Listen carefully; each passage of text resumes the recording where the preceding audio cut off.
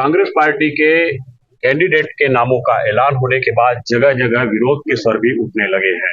बात अगर लोरमी विधानसभा सीट की करें तो कांग्रेस ने यहां पर पिछड़ा वर्ग आयोग अध्यक्ष थानेश्वर साहू को अपना कैंडिडेट बनाया है।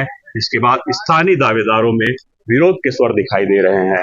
इस वक्त हमारे साथ सागर सिंह बैस हैं, जो कि कांग्रेस पार्टी के जिला अध्यक्ष भी हैं और वो अपने कार्यकर्ताओं के साथ बैठक कर निर्णय लेने के लिए प्रयास कर रहे हैं। जिस तरह से कांग्रेस पार्टी ने उन्हें टिकट नहीं दिया है तो वो अपना राजनीतिक भविष्य जो है अब वो तलाशने की कोशिश में जुटे। आप बताइए कि कांग्रेस पार्टी ने आपको अपना दावेदार नहीं बनाया है, अब आगे आपकी क्या रणनीति है, क्या करने जा?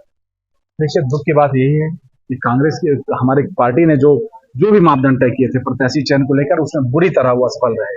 कहीं कोई बात नहीं कही, न करना, कहीं सर्वे का जिक्र आया। सारा सर्वे, सारा सब कुछ जो है वो मेरे पक्ष में था, मुझे पूरा भरोसा है। और सवाल मेरी ही बात नहीं है। 39 प्रत्याशियों ने 39 दावेदार यहाँ थे और किसी दावेदार, सारे लोग लगभग लोरमी के थे।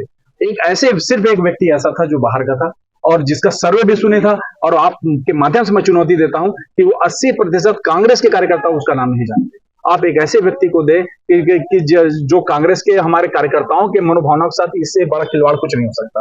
तो मैंने आज बैठक की, सारे कार्यकर्ता साथी आज आए हैं, देख लीजिए आप, बहुत बड़ी संख्या में आए, हर बूथ के लोग आए हैं। और इस बार मैं निर्णय ये लिया हूं कि अब जो है, क्योंकि भविष्य नहीं, कोई भविष्य नहीं दिखता। 2018 में भी मेरे साथ इसी तरह किया गया, 2023 में भी यही हाल है, क्योंकि सारा बलि चढ़ाने के लिए लोरमी विधानसभा है। क्या लगता है कि पिछले बार कांग्रेस की लोरमी विधानसभा सीट पे जमानत जब्त होगी? जमानत जब्त थोड़ी उस दौरान हुई जब पूरे प्रदेश में कांग्रेस को एक बड़ा मैंडेट मिला। तो क्या टिकट वितरण में कहीं कांग्रेस में खानगी रहती है, कुछ कमजोरियां? 100% जो है सारी कमी कांग्रेस के कार्यकर्ताओं पे जो ये प्रश्नवाचक चिन्ह लगाया जाता है कि आपने हरा दिया, 100% कांग्रेस के कार्यकर्ताओं में कहीं कोई कमी नहीं है। लोरमी विधानसभा के जितने निष्ठापूर्वक कार्यकर्ता आपको कहीं नहीं मिलेंगे।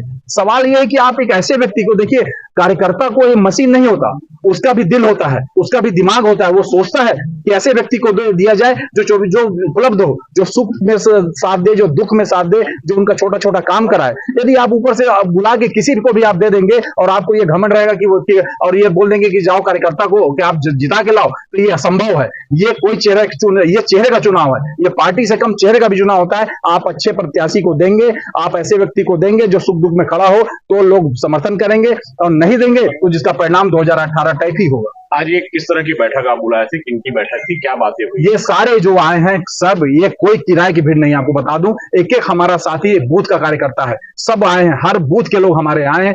मैं सिर्फ सर ये पूछने के लिए मैं आया था कि मैं क्या करूं, मेरा भविष्य आप लोग के हाथ में। पिछले 12-15 सालों से आपके सुख दुख में मैं साथ दिया हूं, लड़ा हूं आप लोग की लड़ाई, हमेशा मैं आप लोग का साथ रहा हूं। आज फिर से एक बार पार्टी के द्वारा गलत निर्णय लिया गया है, क्योंकि निश्चित रूप से पार्टी का निर्णय गलत है टिकट बंटवारे को लेकर। तो इनका सिर्फ यही कहना था कि हमको बाहरी प्रत्याशी नहीं चाहिए। हर बार जो है लोरमी जो है, हमेशा बाहर के लोग आके यहाँ पे चुनाव लड़े हैं और हमेशा जो है लोरमी को पीछे ढकेलने का काम किया गया है। तो लोरमी को जो है प्रत्याशी होना चाहिए और उन्हीं के इस विश्वास के सहारे में आगे बढ़ रहा हूं।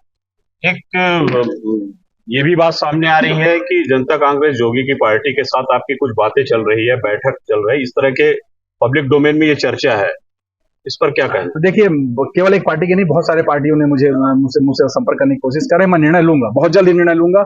और निश्चित रूप से मैं कार्यकर्ताओं के, देखिए मैं कार्यकर्ताओं के साथ गद्दारी नहीं कर सकता, क्योंकि 10 साल 12 साल से इन्होंने मुझ पर भरोसा किया है, इनके सुख दुख का मैं गवाही हूं।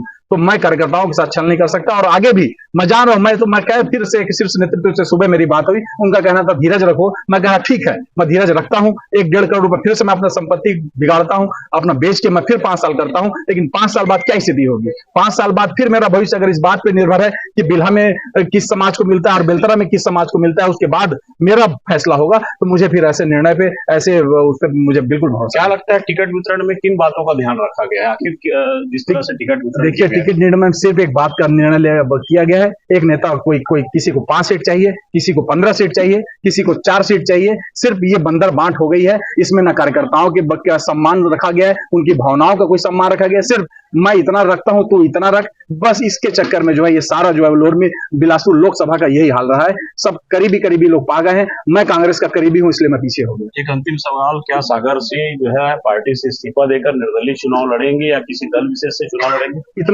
इतना बिल्कुल, मैं आज के कार्यकर्ताओं का जो भरोसा मिला मुझे, जो उनका जो विश्वास है, वो निश्चित रूप से मुझे आगे बढ़ने की प्रेरणा दे रहा है। मैं निश्चित रूप से आगे बढ़ूंगा, इनके हिसाब से ही मैं चुनाव लड़ने की तैयारी करूंगा। ये कांग्रेस की अंतर्कलह जो है वो अब सामने आ गई है। देख सकते हैं कि किस तरह से जो है कांग्रेस में बगावत के सुर जो है वो बुलंद होने शुरू हो गए हैं। पिछले चुनाव में लोरमी सीट से कांग्रेस प्रत्याशी की जमानत जब्त हो गई थी।